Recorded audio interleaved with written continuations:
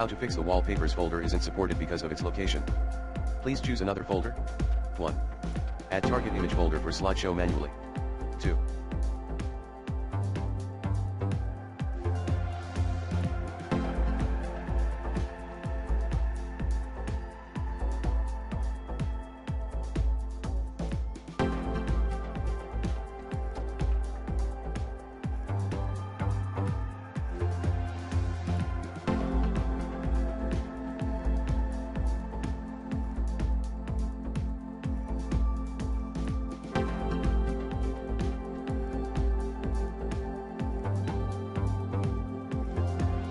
Open personalization settings via CMD 2.1. Run control/name Microsoft.personalization/page wallpaper command as admin.